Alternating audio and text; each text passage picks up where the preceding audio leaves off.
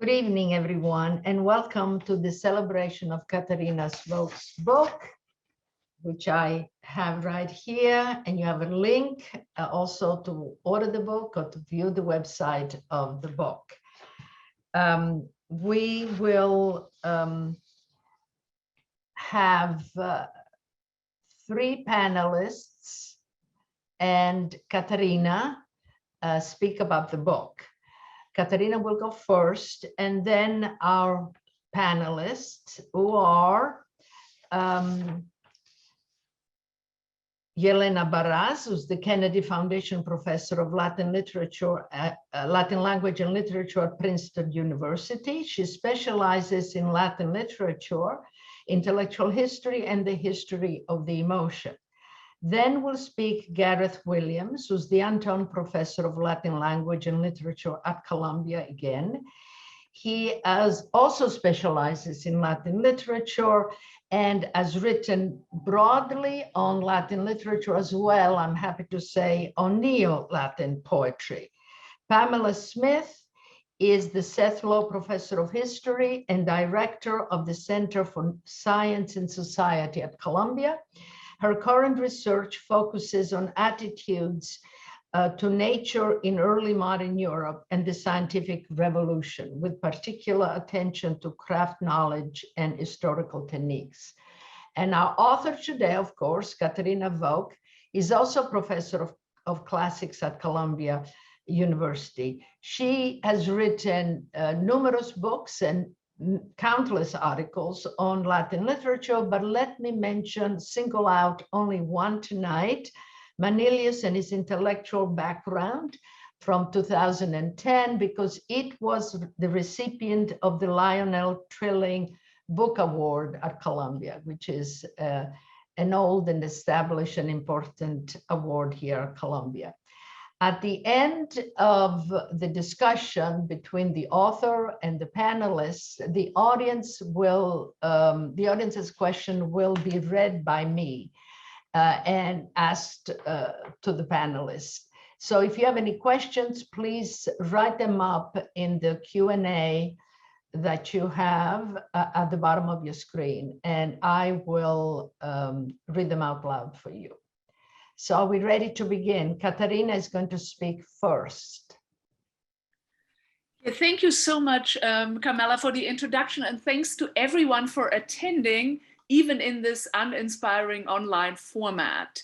A special thanks, of course, to my esteemed colleagues who have so kindly agreed to act as panelists today. But I also really want to thank the Heyman Center, not just for organizing this event, but also for awarding me a Heyman Center Fellowship in 2018-19, which was a great help to me when I was finishing the manuscript for the book. Okay, so this book, why did I write this book? I've always been interested in the late Roman Republic, which is my favorite period of Roman history, and in Cicero, the best documented man of the era and in fact of antiquity all together. But the original impetus for this particular topic, for the intellectual history of the mid-1st century BCE, came from my interest in a character I first encountered in the course of my previous research, which Carmela has just mentioned, on the late Republican astrological poet Manilius. And this character who I encountered is a person called Publius Nigidius Figulus, who was a late Republican senator and anti-Caesarian, who not only engaged in research and published on such peculiar topics as Pythagoreanism, magic, astrology, and other forms of divination, but who is in fact reported to have been an active magician and astrologer himself. Now, little commercial break here. If Nigidius sounds interesting and you want to learn more, you can attend a one-day conference on Nigidius and only Nigidius on the 2nd of April of next year, organized here at Columbia by the Center for the Ancient Mediterranean and Classics, and we don't yet know whether it's going to be in person or online, so stay tuned. So this Nigidius is an unusual case, but he is one example of the general phenomenon explored in my book, which is a phenomenon that I still find extremely interesting and fascinating, which is that the late Republic was, of course, a time of great cultural flourishing, with important publications in the fields of philosophy, antiquarianism, grammar, science, and religion, among other topics. But of course, it was also a time of great political upheaval, culminating in civil war and the end of the Roman Republican system and its replacement by a monarchy. So now the amazing thing to me is that some of the same people were crucially involved in both developments. Men like Cicero, Julius Caesar, Varro, Brutus, Cassius, Cato, and indeed Nigidius Figulus were important intellectual figures, but of course, they were also Roman senators and many of their major players in the tumultuous events of their times. So the question that I posed myself and I've tried to answer in the book is, how do these two things go together? Why is it that the same men played both politically and intellectually significant roles? And how did their politics and their intellectual activities relate to and possibly influence each other? And in this context, I have especially been interested in what is called the sociology of knowledge. That is, on the one hand, thinking about the social status of my particular group of intellectually active individuals, but also, on the other hand, the social aspects and the sociability of this intellectual activity itself. For I maintain that this particular chapter of intellectual history is different from others in that my protagonists are not intellectuals in the way this term is often used. They do not define themselves via their intellectual activity. They do not dedicate most of their time to it. And they're certainly not professionals earning money by their scholarly endeavors. Because instead, Cicero et al. Were first and foremost Roman senators, and in fact were at pains to distinguish themselves from intellectual professionals who were typically Greek scholars and teachers. And they were very keen to define a specifically Roman upper-class way of engaging in learned pursuits. So drawing especially on Cicero's extensive corpus of letters, in the book, I try to reconstruct the ways in which he and his peers conceived of and talked about what they called their studia, or studies, and point out that these pursuits were often extremely social, consisting not of solitary reading and writing, but involving numerous other people, including skilled slaves and freedmen, learned Greeks, and crucially from my perspective, men of the same social and political class. So learned senators borrow books from each other, they show each other their writing, they correspond and converse about their work, they dedicate their books to each other, etc. The Roman Republic of Letters of my title, which alludes, of course, to the res publica literarum of early modern Europe, thus consists of the networks of such learned Roman senators with similar interests. Networks that significantly overlapped with the same men's political and social circles. So the entire book is exploring the relationship of the Roman Republic of Letters, as I call it, and the actual Roman res publica. Now, what this means in practice is that I dedicate, after some introductory chapters, I dedicate 2 chapters to the topic of philosophy, whose serious writing in Latin begins at this time with the masterworks of Lucretius and Cicero.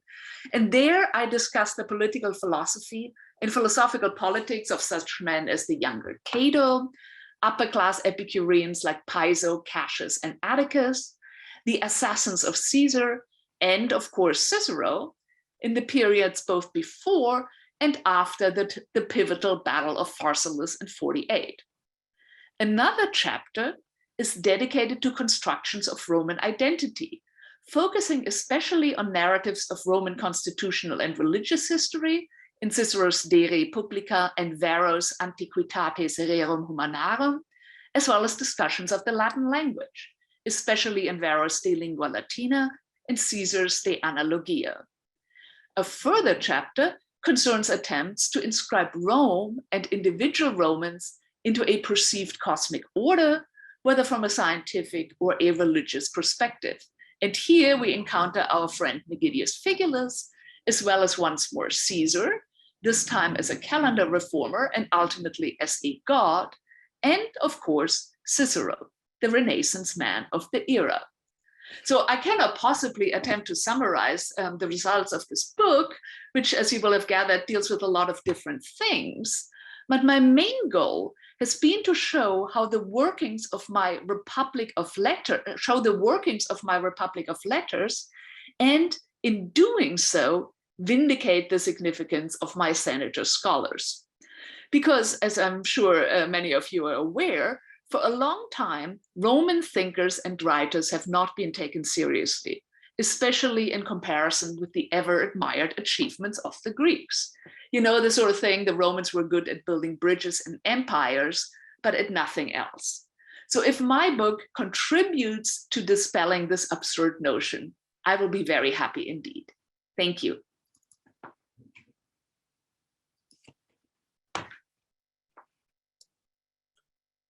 I think it's my turn now. It is. I was trying to unmute myself. Yes, please. So I want to say thank you to the Hyman Center and to Katharina for having me on. I'm really delighted and honored to be here to celebrate this wonderful new book. The Roman Republic of Letters has advanced our knowledge of intellectual life in the last 2 decades of the Roman Republic, which was a crucial period for intellectual activity of all kinds, both in terms of productivity and of sheer density of intellectual interaction and production, and in terms of its lasting impact, both on the following periods in Rome and well beyond in the later tradition. But before I get to the excitement of what the book does, I wanted to make sure to acknowledge the manner in which it does it. This is an incredibly readable book. It's very learned across a wide variety of spheres of ancient intellectual life, but the learning and the ideas are presented in a clear and compelling narrative, a feat that is more rare than it should be. Katharina is very judicious about limitations of our evidence and acknowledges what we cannot hope to know. But when we do have information, she carefully assembles it in a way that creates a feeling for what the life of a late Republican senatorial intellectual might have been like, with various contexts for interaction, in the forum, in the curia, in the villa, through correspondence, through book dedication, and through continuous back and forth arguments in published works. The second section of chapter 2 brings to life the less formal, often oral ways in which intellectual interactions occurred, and places them into the same wider picture as Cicero's letters, which so often overwhelm other kinds of evidence we have. And then, of course, the political context, as Katharina just said herself, is always present in the way Katharina understands this world. This is one of the book's great contributions, to keep the mutual implication of the political and the intellectual for men of this class always at the forefront of her analysis. Something we're more used to doing with politics and religion in Rome than with politics and intellectual life. The book was a pleasure to read, and I learned a tremendous amount from it. As one of those people whose work on the intellectual life in this period concentrated primarily on Cicero, what I find so exciting about the book is that Katharina helps us see this apparently familiar moment in intellectual history differently, by focusing on areas of intellectual endeavor and not on individuals. Figures like Cicero, Caesar, and Varro make appearances in different chapters, aligned each time with a new set of endeavors, ideas, and people. What we see here is the existence of a set of social networks around intellectual pursuits, often overlapping. So philosophy is a discipline the majority of the Roman elite at least dabbled in, if in very different ways and to varying extent. But then there are other pursuits, more idiosyncratic, that are less commonly attempted, as with some of Nigidius's divinatory interests and practices. Yet even there, Katharina is able to contextualize those practices by aligning them with more familiar, but also not commonly juxtaposed, Ciceronian and Caesarian efforts at thinking cosmically about their own and Rome's place in the world. This is a big book, and I'm sure all of us speaking today will highlight only some of the things that most impressed us on first reading. Here are a few more of mine. When writing a book, we often feel pressured to advance a strong interpretation. And there are plenty of strong interpretations in this book, but I particularly admired Katharina's frequent refusal to accept one interpretation to exclusion of others. She is unafraid to allow for complexity from multiple plausible causal threads, and she does not allow lack of knowledge to pressure her into speculation when she feels the evidence just isn't there. Her consistent avoidance of the simplistic and the reductive in how she sees these men and their activities has the effect of inviting readers to imagine a living environment with social and political pressures, but also personal interests and quirks. And I wanted to read you the discussion that I found really exemplifies this in the book. This is in the chapter on Roman identity on page 190. Why did mid-first century upper-class Romans evince such fascination and even obsession with their own identity and past? Here, as elsewhere, we should beware of reductive explanations that offer a single key to understanding a complex set of events. The belief that the phenomenon under investigation is new, unique, and easily studied in isolation, and the urge to see intellectual activity as purely functional in some larger political and social context, and hence as being about something other than its own content. As is the case with all late Republican studia, investigations into things Roman were conducted by numerous individuals for what were no doubt numerous individual reasons. Rome's past and present had been a topic of Latin writing for at least a century and a half, and people may well have engaged in antiquarianism in the first place because they found such research interesting and enjoyable. Imagine that. In the drive to find powerful explanatory models, we often can't forget that people are idiosyncratic and don't fit into patterns, and that different people may well be doing similar things for different reasons. Katharina's gift in this book is allowing for this multiplicity without detracting from the clarity of the overarching account that she gives us. Let me see how I'm doing on time. Before I yield my Zoom podium, I just want to mention a few of my favorite moments in the book, and then I'll be done. In the chapter on philosophy after Caesar, the reading of exchanges of consolatory letters between Cicero and exiled Pompeians as a kind of group therapy.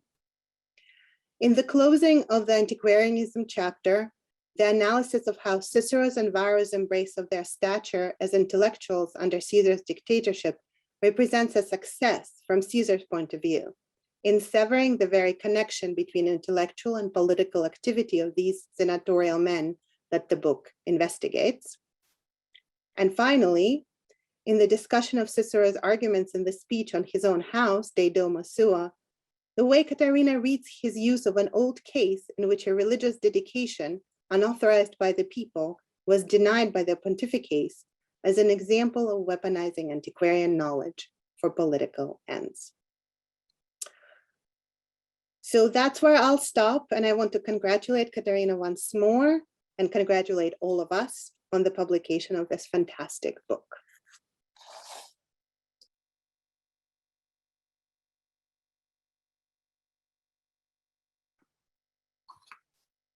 So I think it's my turn to jump in at this point, and I'll go ahead and do so. I'm in no position to talk about the substance of Katharina's wonderful book with the expertise of a Ciceronian scholar such as Elena. Instead, what I'd like to offer are some thoughts that circle around the book in various ways and try to size it up from three main perspectives. But I'd like to start with some brief preliminary remarks. It's obvious to anyone who glances at this book that it's a great intellectual accomplishment. As Elena very rightly said, its learning is extraordinary. It is a model of good organization. It has a very extensive polyglot bibliography and is a model of research discipline. It presents an argument in a very cogent, lucid style, as Elena said. It is in every way, it seems to me, a state-of-the-art production. And I frankly think that it's a wonderful model for many of us in the field to learn from in how to produce a scholarly book that is obviously first-rate, not just in content, but in technical production and presentation. For my three angles of approach, the first of them is personal in emphasis. Anyone who knows Katharina will see many appealing shafts of her personality in the book. It strikes me as oddly and interestingly personal in this respect. There are very precise judgments, a very tight control of argument, a very obvious rigor of intellect. But there's also a lighter touch, a certain wit, a liveliness of mind, and a wonderful eye for the mot juste.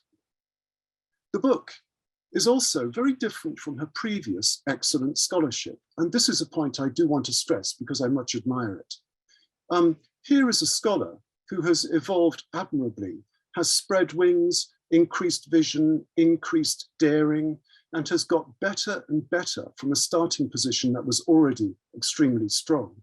I really admire the fact that Katharina has gone from strength to strength and also so expanded horizons intellectually.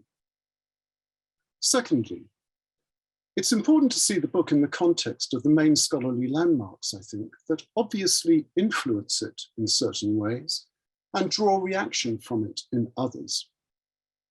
Katharina is quick, early in the book, to differentiate her effort from the excellent works of such eminent scholars, truly eminent scholars as Elizabeth Rawson and Claudia Moatti.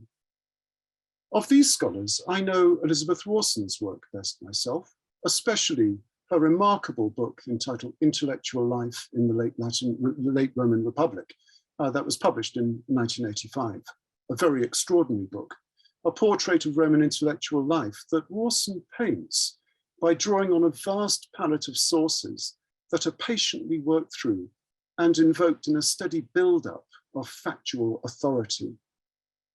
The world constructed by Elizabeth Rawson is text-based, meticulous, and formidably rigorous in its comprehensive reach. Katharina's book is no less learned, but if Elizabeth Rawson compiles the intellectual world she constructs, Katharina does more to let it speak for itself, in that she lets the main actors in her drama speak for themselves in quoted text. In this respect, and to generalize, I hope obviously not unfairly to Elizabeth Rawson's accomplishment, whereas Elizabeth Rawson compels assent in her reader in a most impressive tsunami of learning, Katharina allows a fuller expression of personality in the main players in her drama, and she brings the likes of Cicero to life in all their multifaceted versatility of character. In that respect, Rawson's book is a remarkable compilation and vast construction, but Katharina's book has a lifeblood flow to it. It has veins and it has sinews to it that are slightly different and are more humanly flesh and blood, as it were. Katharina also fuses very careful factual analysis with subtle literary readings, which show the poise of one who controls the language of the ancient text very well indeed. She is, as we all know, a most accomplished literary critic, and that literary antenna is very evident to me in my reading of this book. It is a truly sensitive book from a literary standpoint, but beyond this literary sensitivity, there is also a very well-informed attunement to the ancient philosophical side of things, a genuine engagement with the minutiae of many different philosophical systems, Epicureanism, Stoicism, skepticism, etc., and other philosophical writers of the era, in particular, of course, Lucretius, in whom Katharina is steeped. So there is the philosophical angle, there is the literary angle, and then there is her sensitivity to so many modern current analyses and trends of analysis in Roman social historical studies. The point I drive at in saying this is, I find it hard in a way to pinpoint the book's genre. So many classical books tend to be very easily placeable within the generic frame. But what I admire about this book is that I am puzzled as how generically in our field of scholarship to place this book. That, I think, is a great testament to the wonderful versatility intellectually that she brings to bear within it. Hence, there is a versatile holism to Katharina's book. And this is what I find so exceptional in general in this work. It shows, it's a demonstration of such a wide intellectual breadth and appetite on the one hand, and yet that breadth is accompanied by a remarkable depth of engagement that she brings to bear to each of the subspecialties that she folds into her overall enterprise. What is rare here is the combination of such breadth with such profundity of analysis in the individual sectors. This is what brings me to my third point. We all know that the study of Greco-Roman civilization has obviously undergone very stern critiques in recent times, and practitioners within the field have thought very hard about how to reassess many aspects of the discipline and how it has functioned and how it will function. Katharina's book is, in my view, a very important index of what the field can be, partly because it is so interdisciplinary. The mode of enlivened historical analysis that it deploys is in tune with socio-historical approaches to other epochs and cultures, a point that may indeed be perhaps taken up by Professor Smith in a few minutes.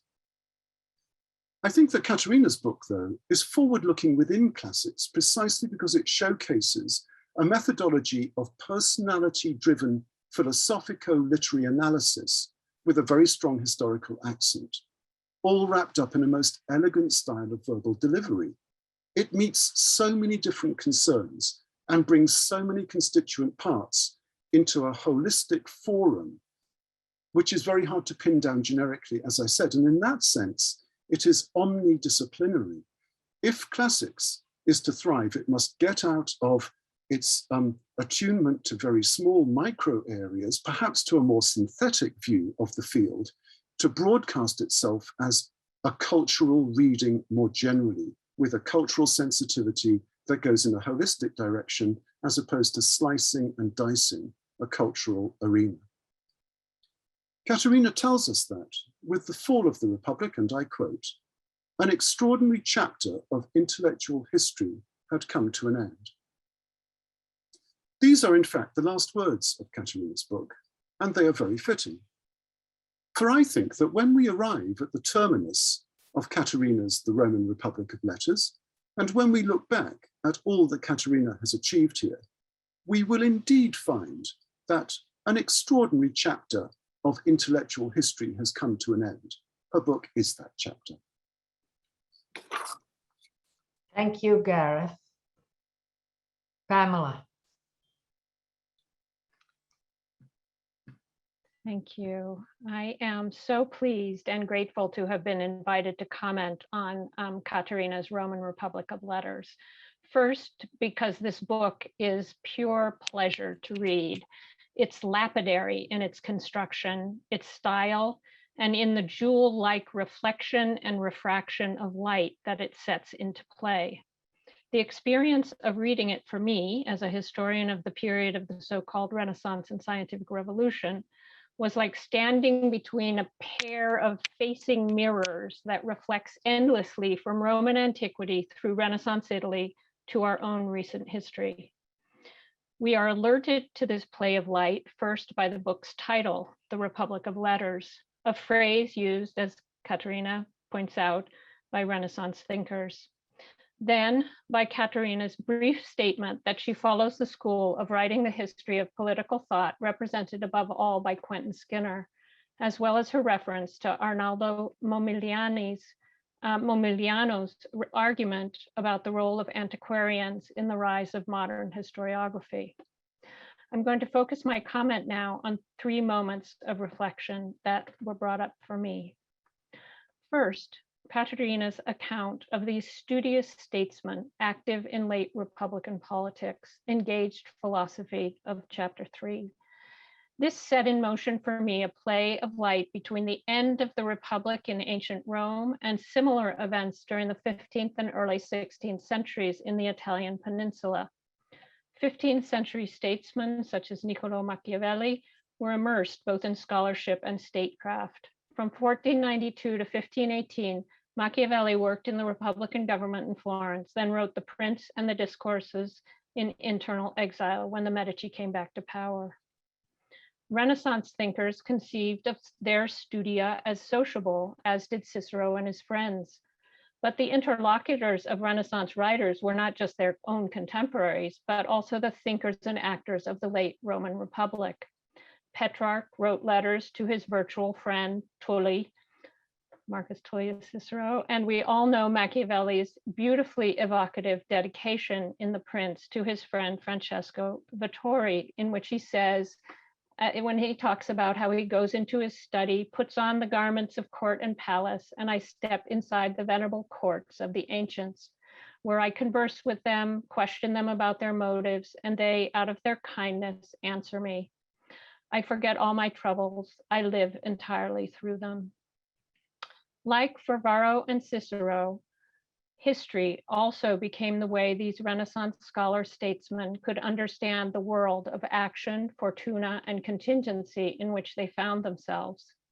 Listen to Leonardo Bruni in his 1476 History of the Florentine People, quote, "It is not hard with some effort to write a slim volume or a letter. History, however, requires at once a long and connected narrative, causal explanation of each particular event, and the public expression of one's judgment about every issue. With the unending burden of the task overwhelming the pen, a history is as dangerous a thing to promise as it is hard to perform.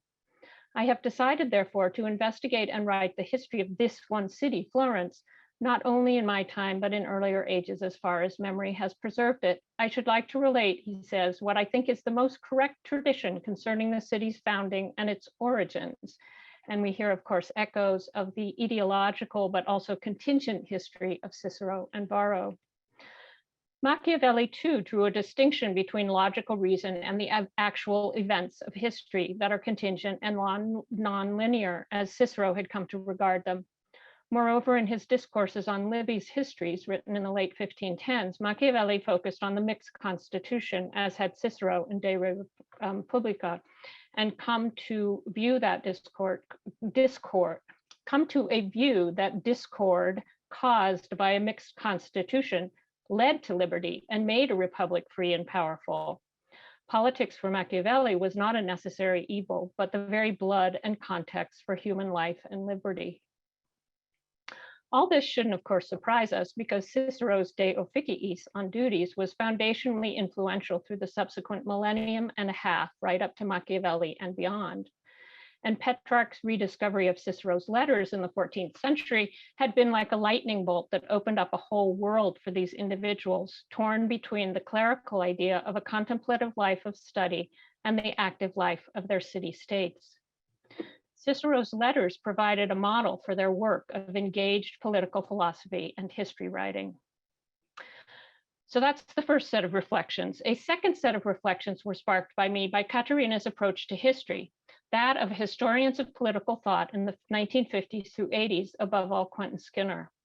I too can attest to the power of this approach. My reading as a grad student in 1984-85 of Skinner's Meaning and Understanding in the History of Ideas, first published in 1969, and his 1978 Foundations of Modern Political Thought were, for me, like that Ciceronian lightning bolt that opened up worlds for Petrarch. It was especially galvanizing for an aspiring historian of science. It changed my understanding of how all types of intellectual history, of which the history of science at that time was one of them, should be pursued.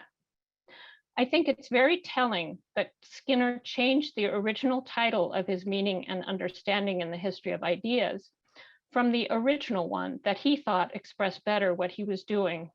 That original title was The Unimportance of the Great Books in the History of Political Thought.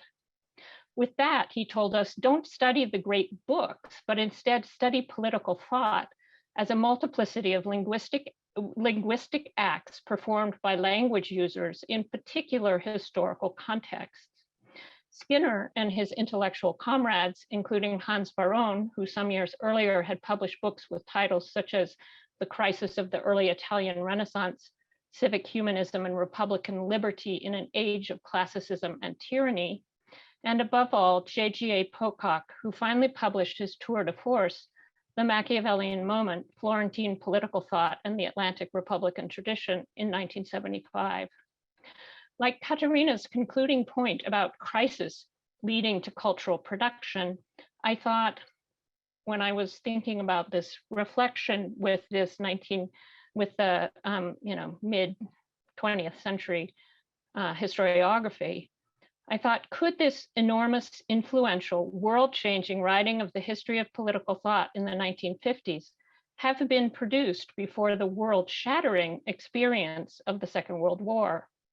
Or perhaps a more proximate cause can be found in the fact that Pocock, for example, latched on to Thomas Kuhn's concept of paradigm as organizing a community of practitioners, and found it to be generative in his own understanding of the history of Republican thought.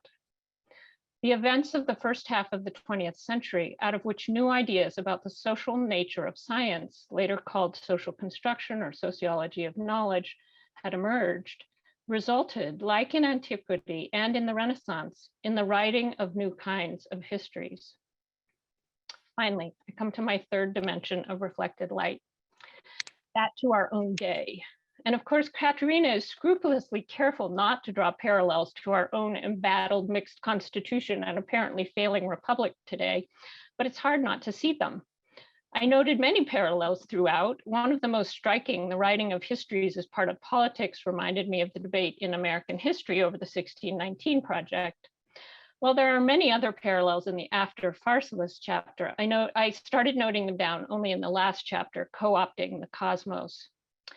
And there were some of them probably should be looked on with some skepticism, like the obnunciato as a possible parallel to the filibuster, the abuse of religious practices for political purposes, and the battle for control over the religious narrative in all kinds of ways seem very present today, especially with the Supreme Court debates going on.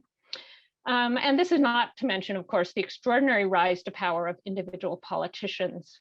Caesar's deification, showing that what was shocking under Caesar became normalized under Augustus. Another striking parallel, it seems to me, can be found in Katharina's account of how the converging uncertainty of the human and the natural, the micro and macrocosmic worlds, led to a general sense of doom. In our own age, climate change can be seen to play an analogous role. Katharina also notes, and with this I'll end, that the cultural flourishing at the end of the Roman Republic set the stage for a takeoff of cultural production under Augustus, including greater differentiation of disciplines, the prince taking over control of cultural production and carrying out statecraft through it, something of course also familiar in the Renaissance, but most importantly for my purposes here, the separation of statecraft and doing philosophy, the creation, as Katharina says, of mere intellectuals. So I end with a question: are we still, or again, mere intellectuals today? What are the purposes of our histories? And Katharina, I end with my question to you, a completely unfair one. Can you tell us about the purpose of your history? Thank you. Thank you, Pamela. Katharina, the floor is yours. Thank you very much, all of you. I'm really touched and overwhelmed by your kind words, and I'm especially pleased because in what you're saying about my book, I actually recognize the book because, as many of you know, one of the great fears that are sometimes become true if you're writing something, a piece of scholarship or something else, and then you meet people either in person who say something about what you have written, or you read reviews or something like this, and you somehow don't understand why they understood what you wrote like this in the first place. So I'm extremely relieved and I'm extremely happy that apparently I did manage to get across what I was trying to get across in the book. And I'm very happy and I'm very touched that this is the case. So just especially, I want to say that to Elena, that I'm so happy at the particular things that you stressed, like the attention to complexity and multiplicity and serendipity, really to these historical actors and their world, of course, always keeping in mind the serendipity of our sources and what we can and cannot know. So this is something that was really very important to me as I was writing this. And so I'm really glad that this has come across.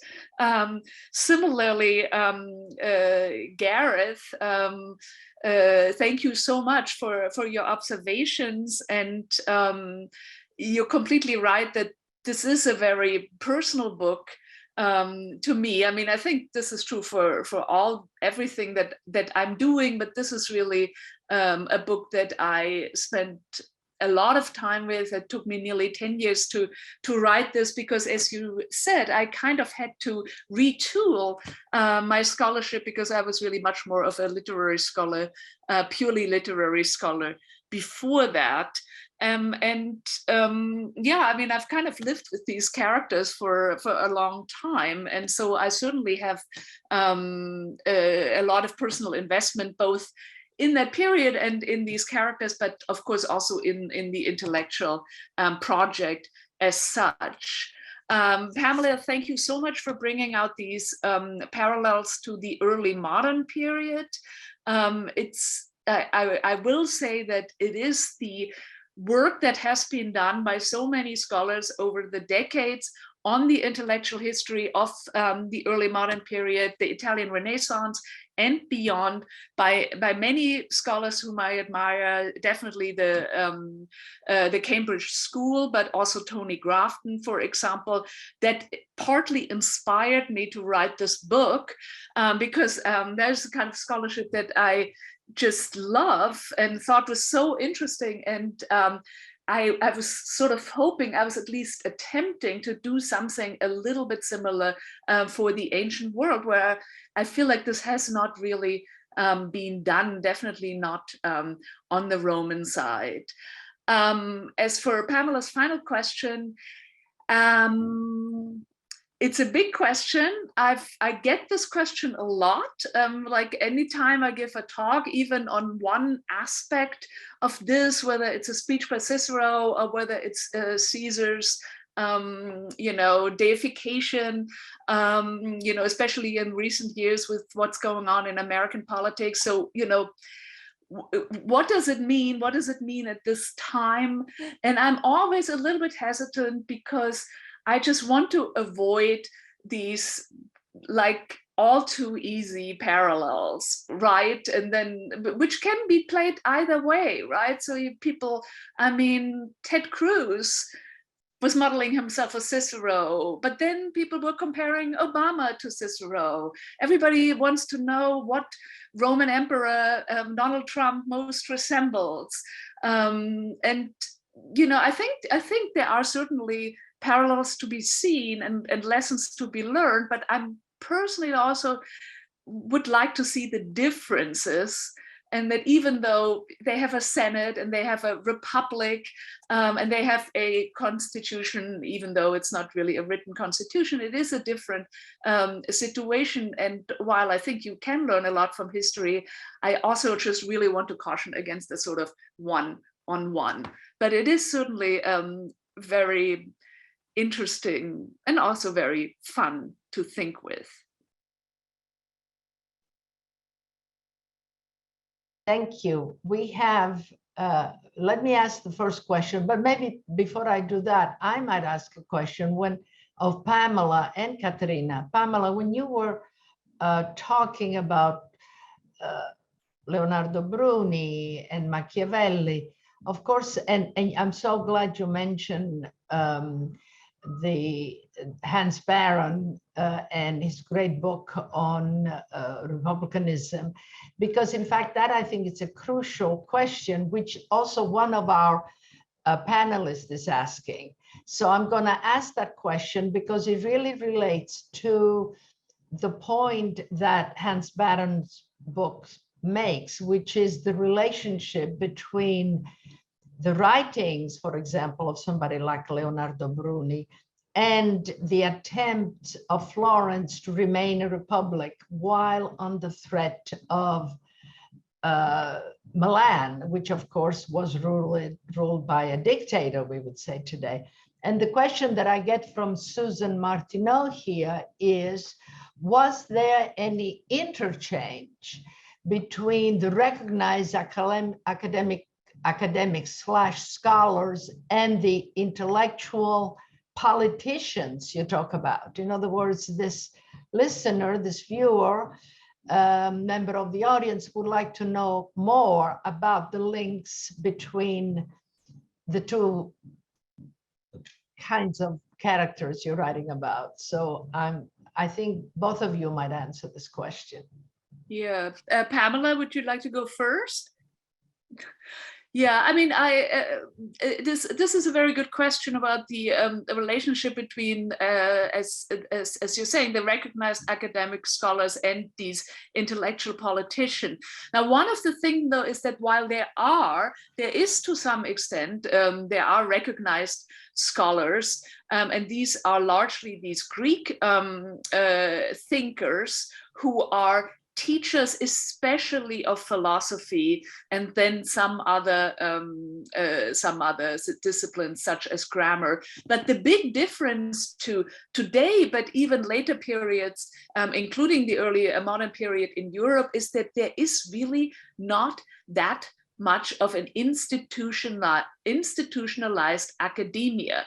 So there are some of these Greek intellectuals, and they are teaching, and they may be taking money or be supported by patrons, but it's nothing like in later periods or even in the Middle Ages, where you have the church and you have universities, but there are not at this point institutions of learning. So I am certainly interested in the relationship between these Roman statesmen, aristocrats, and these Greeks who were their teachers, who were their friends, who were who were patronized by them, because Romans surrounded themselves with learned Greeks. They had them live in their houses. They even took them on campaigns. So this is certainly a part of what is going on. But I think you do not get that much of a dynamic between, say, academia and politics, because there really is not yet an academia. Thank you. Do you want me to Yes. say something? Yes. In terms of early modern Europe, I would say that yes, there is very much a university system by the 15th, 16th century, but the kinds of things that were being written in Florence by Machiavelli and by Bruni were being written outside the universities. I mean, they weren't dependent on the universities. There was much more. It was probably more similar to the kind of working within politics that you describe in your book. And I think, in terms of what you said about the purpose of your history, I actually think it's enough to do for, the late Republic what these wonderful historians of political thought did for the early modern period. I mean, I think that that's a great achievement. And as an aim, I mean, I've never read anything like your analysis and your description of the late Republic. So yeah, thank you. Do Gareth and Elena want to answer the question in any way, address the question, or shall I move on to the next question? Move on to the next question. So I have a question from Joseph Howley, who is, of course, our colleague here at Columbia. And this is what he says. Thank you all for this great event. I'm excited to dig into Katharina's book once my grades are submitted. In the meantime, I was particularly excited by what Katharina said about pushing back against a narrative that diminishes Roman intellectual accomplishments in favor of Greek ones. In the course of writing the book, he addresses you, Katharina, did you come to any new perspective on the movement of Greek individuals and Greek libraries around and among the Roman figures of the late Republic? Yeah, thank you, Joe. I don't know whether I came to any new perspectives. It's certainly an aspect that's important to me. Yes, while I am largely talking about how these aristocrats, what they did and how they interacted with one another, because that just happens to be what the topic of the book is, I'm certainly aware, and I do talk about other people and other backgrounds, including the Greek intellectuals. And as you're saying, it's not just individuals, but it's also objects. And most important, it is books. And these people are, of course, avid book collectors. And there are all these cases that we know from Cicero's letters, where Cicero is trying to get his hands on a library that is in Greece and that Atticus is trying to get for him. And this sort of exchange of books, exchange of information about books, meeting with Greek philosophers, grammarians, but also, and I know that you know much more about this, Joe, than I do, obviously, slaves and freedmen, who very often are also Greeks, and who are involved in this sociability of letters that is going on at the time. So these are certainly important aspects of what I'm talking about. And thanks to Cicero's letters and the fact that he really addresses many of these things, we do have a pretty a good sense of the movement of books and of the exchanges with a large variety of people who are involved in these intellectual activities. Anyone wants to add to Joe's questions?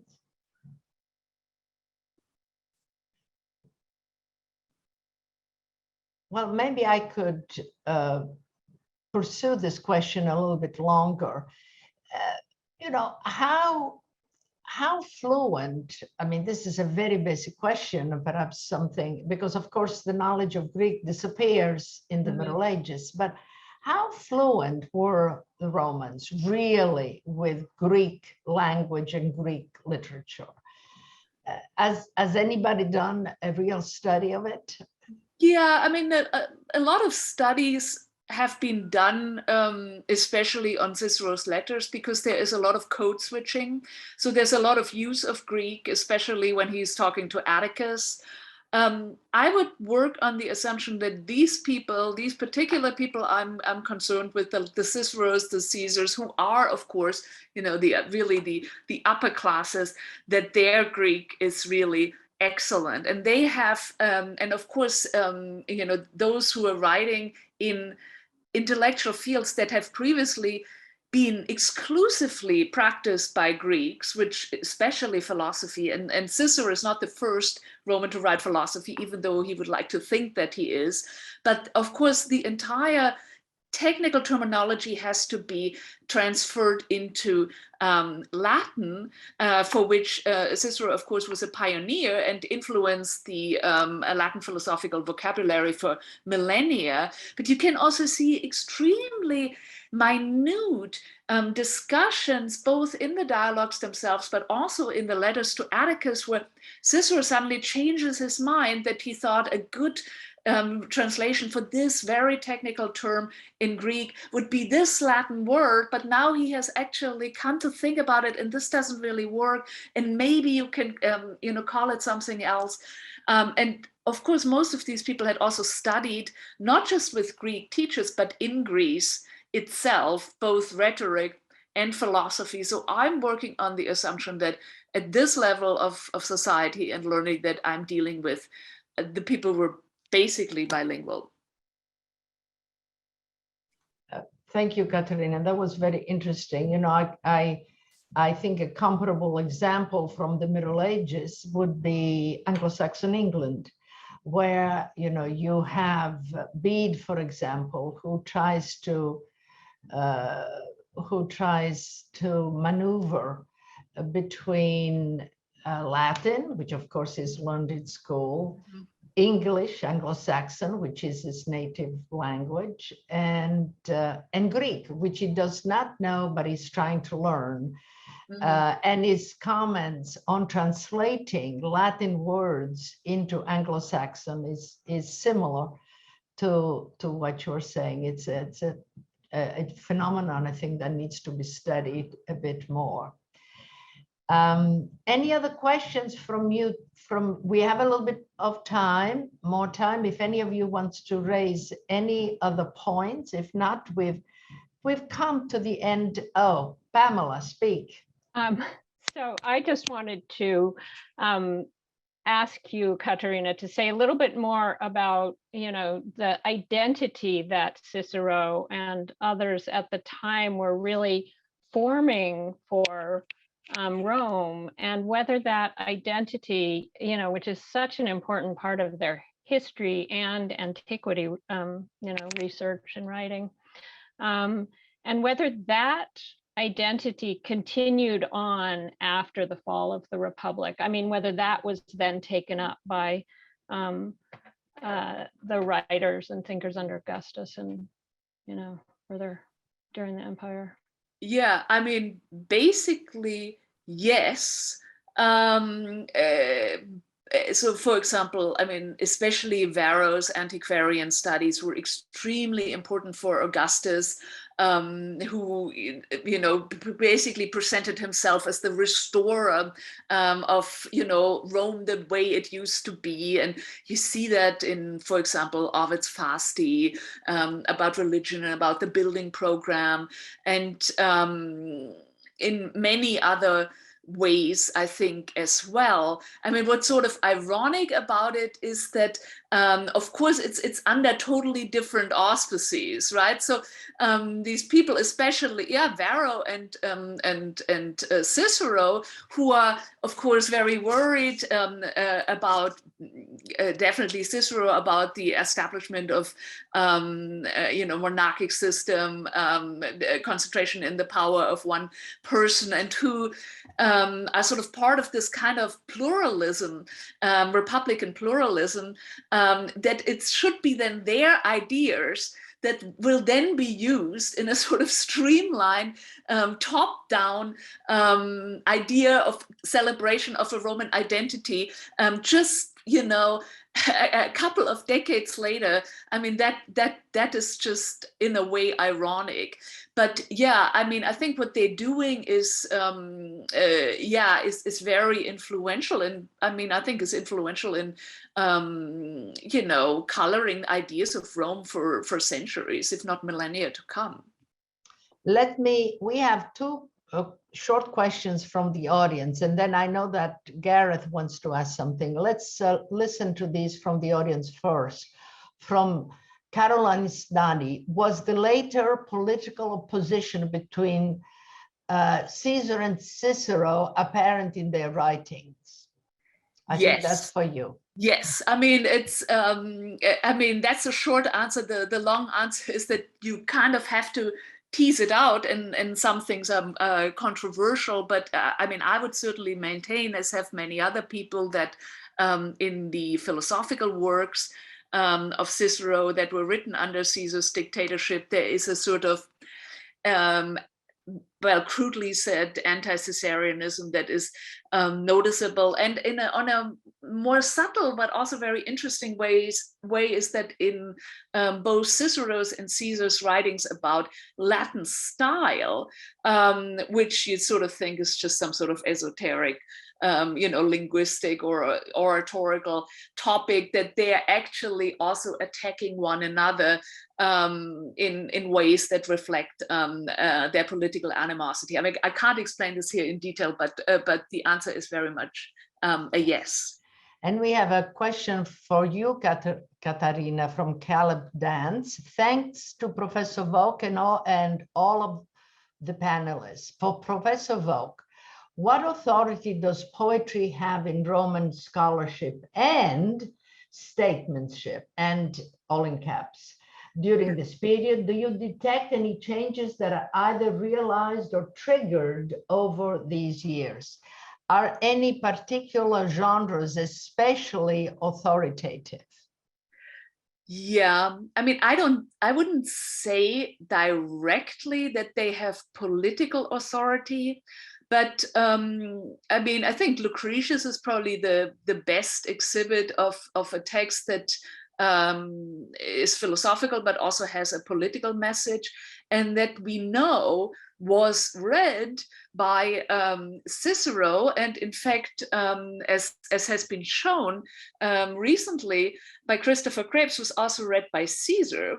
And it has been argued by Jim Zetzel, among others, that in fact Cicero is responding to De Rerum Natura in his De Re Publica. So there's certainly interactions between poetry and other discourses. Another example that I'm very fond of is, of course, poetry about the stars. The fact that it was Cicero who first translated the poem about the constellations by Aratus, and then, sure enough, there's all this interest in the heavenly bodies, astrology, and then